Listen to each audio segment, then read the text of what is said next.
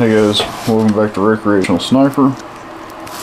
Today I'm doing a little bit of loading for the 308. I'm going to use some Hodgdon BLC 2 and we're going to use some 200 grain Hornady ELD-X bullets. So these are pretty long. I want to make sure that when they are loaded they still fit in the magazine. So first things first, I'm going to do is measure the capacity of my magazine here. So I want to push down and find out what the maximum length is that will fit inside, and it looks like 2.883 inches. Okay, so that's the absolute maximum. That would be touching the front and the back of the magazine. So 2.883. We're going to want to probably not seat them to that depth. We're going to seat bullets a little deeper than that. So I'm going to say 2.8, probably 2.85.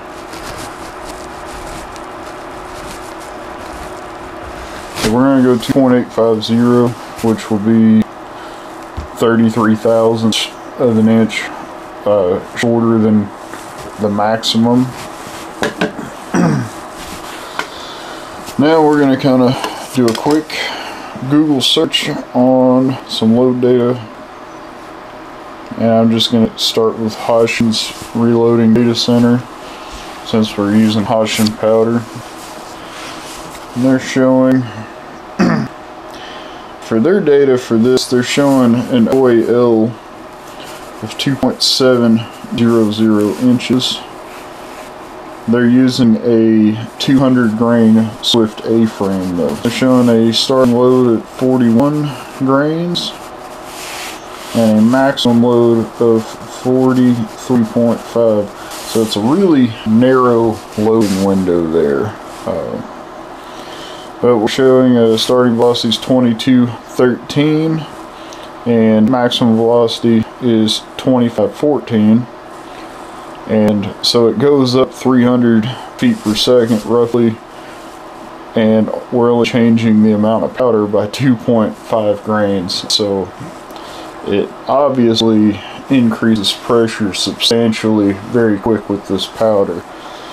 Now what we need to do is we need to kind of compare the OAL of that 200 grain Swift A-frame with the OAL of this 200 grain ELD-X and see, because I can almost guarantee that the bullet designs are different and the A-frame may be quite a bit shorter or longer, and that will also determine your cartridge overall length, you know, your bullet seating depth. So the length of this bullet is 1.315 inches according to Swift on their website.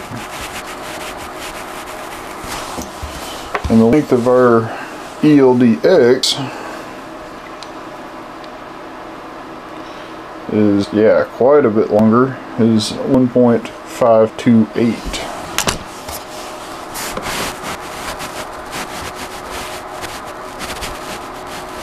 So if we were to seat the bullet to the same depth that they did on theirs at 2.7 inches, 2.700 inches, we're going to have more of this bullet down inside the casing, giving us less powder capacity, basically. But since we're going to seat it starting at 2.85, we can do a little math here. So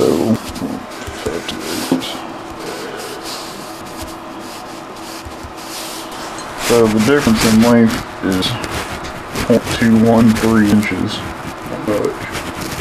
It's 2/10 of an inch. So the difference in the seating depth that we're going to choose is 0.15 inches.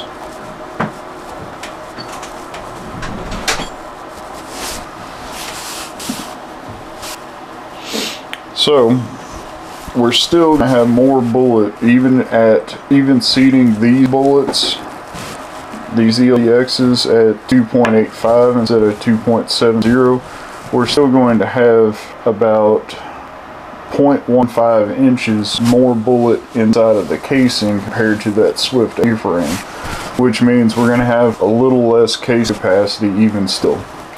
So it's probably a good idea to just start with their minimum charge, or actually maybe go below it and start there and shoot them.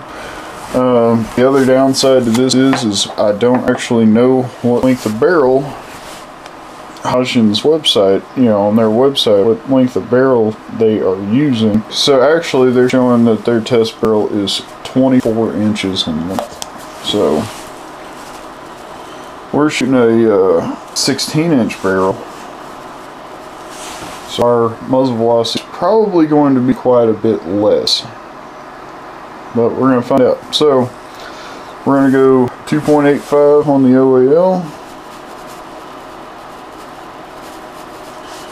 And our starting charge, we're going to go with 41 grains. And because we've got a little more bullet sticking in the casing, a little less extra space in there, that means that our pressure is probably going to be a little bit higher. So we'll have to watch for pressure signs for sure. Alright, so I'm going to get the press set up and resize a few pieces of brass, trim them. I'm not going to bother with actually turning the necks on these because I'm shooting them out of Ruger American. And I kind of was thinking about this, when it comes to neck turning, is like I've got the Hornady neck turning tool, and I was kind of thinking about it. If you're loading ammunition to be shot in what is basically, an off-the-shelf rifle, like my Ruger American Tallow Edition, or Talo, or however you want to pronounce it. It's a 16-inch bull barrel, but it is a Ruger American, and you can buy them off the shelf all day long. Those rifles are really designed to be able to shoot just about any manufacturer's ammunition.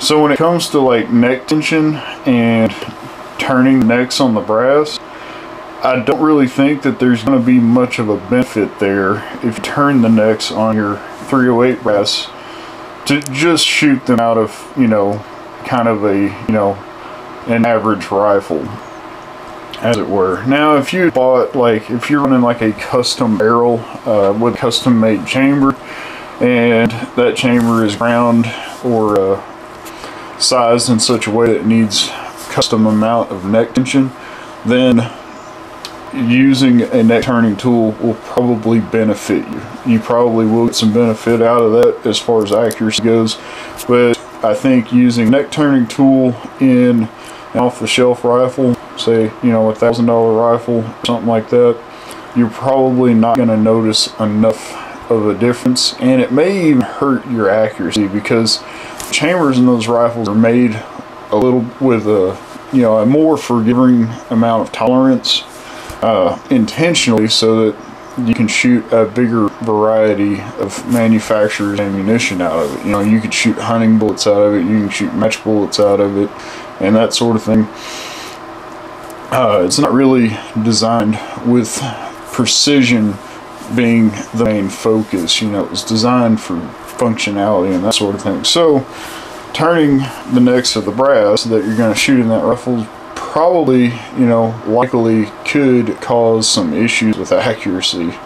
That's the reality of the situation. So I decided, even though I brought this over here, I'm not going to actually turn necks on this brass. But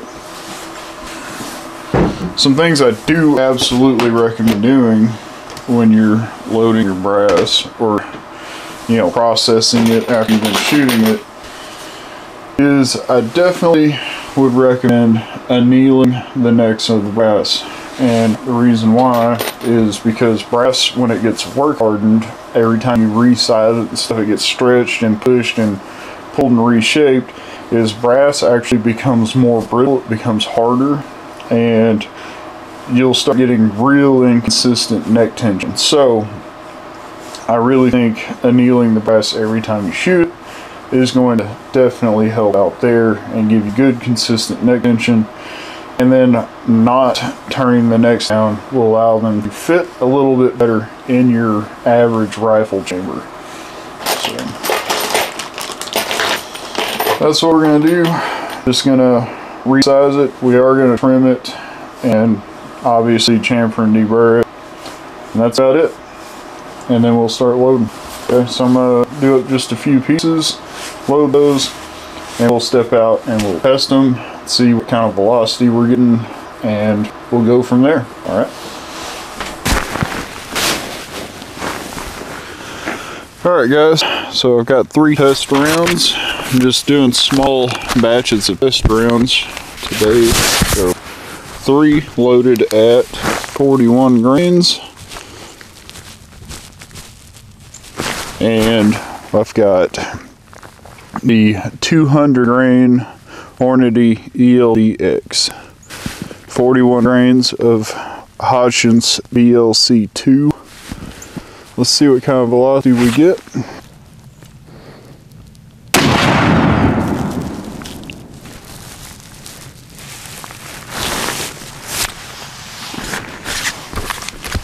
Well, that's a 697. Let me make sure that's not meters per second on chronograph. Yep, got it meters per second. See if we can try that again in feet per second this time.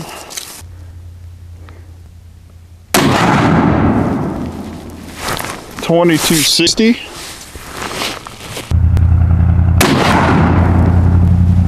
$22.64. All right, guys. So let's figure out what that meter one was. 697 meters per second. 697.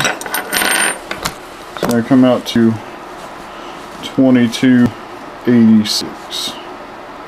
So our average for those 3 shots is going to be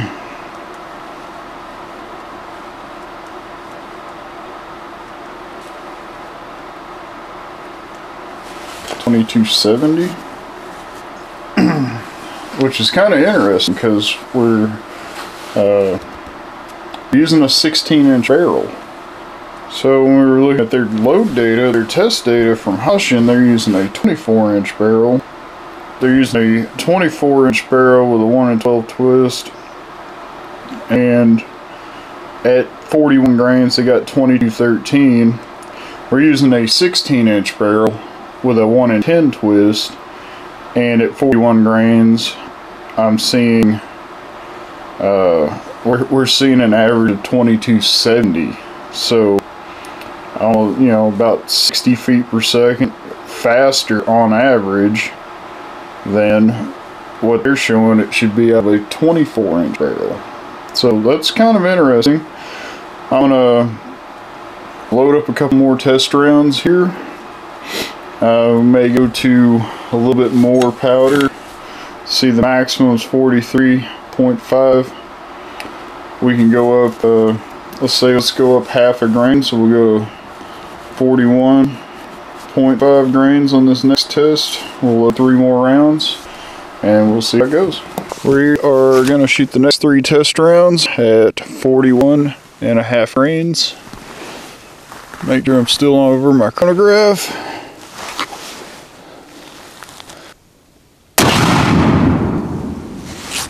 2289.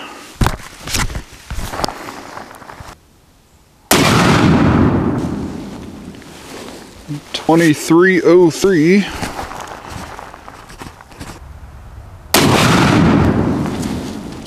And $22.88. Alright guys, so back out here again. We are now at 42 grains of BLC2, and by the way, I didn't mention I'm running Federal 215M primers, so Magnum large rifle primers. Let's see what kind of velocity we get.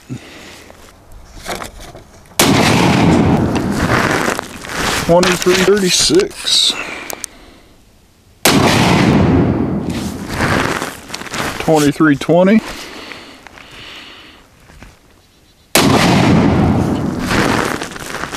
2278. Alright, got 3 more rounds loaded up. We are at 42.5 grains.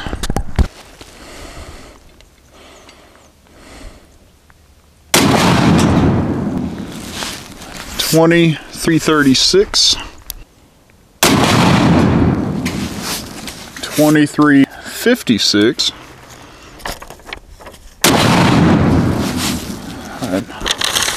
Oh heck, that one says $25.12. That's a little odd, but we got to record it. So we are at 2.870 inches of cartridge overall length, and we are at 43 grains. Got 2373. 2550.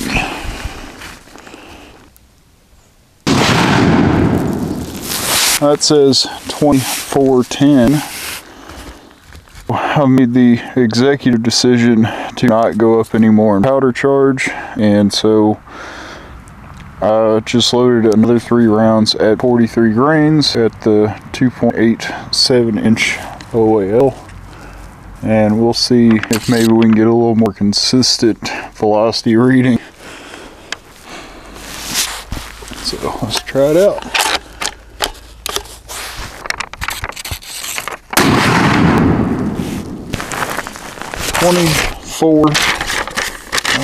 Freaking paper's getting ripped out. Still 2474.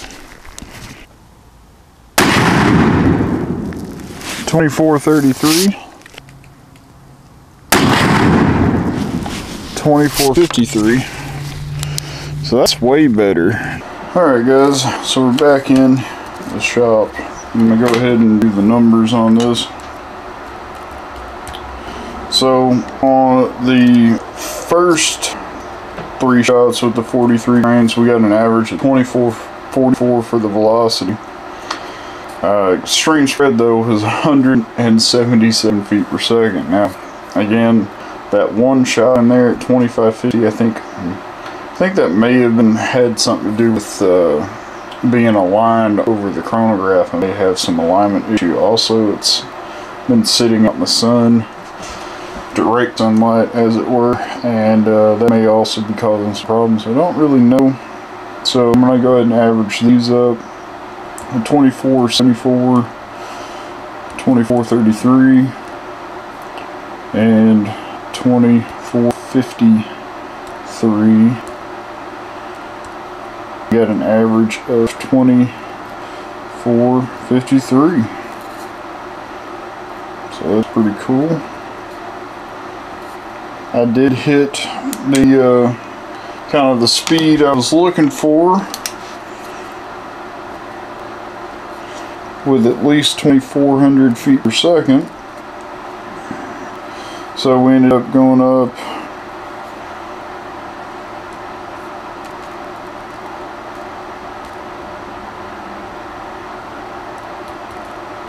(9 feet per second there). Alright, so another thing is when we started from the bottom, we went from 41 grains to 41.5 grains. We increased the velocity by 23 feet per second. And then we went from 41.5 to 42, and we went up 18 feet per second. And then we went from 42 to 42.5, and we jumped 90 feet per second for an average. And then we went from 42.5 to 43 grains, and we went up 43 feet per second on the first 3 that I shot, and then this next 3 that I shot, we went up another 9. So realistically, we actually went up from 42.5 to 43 grains. We went up another 52 feet per second if you combine the last 6 shots. So if we average them both out,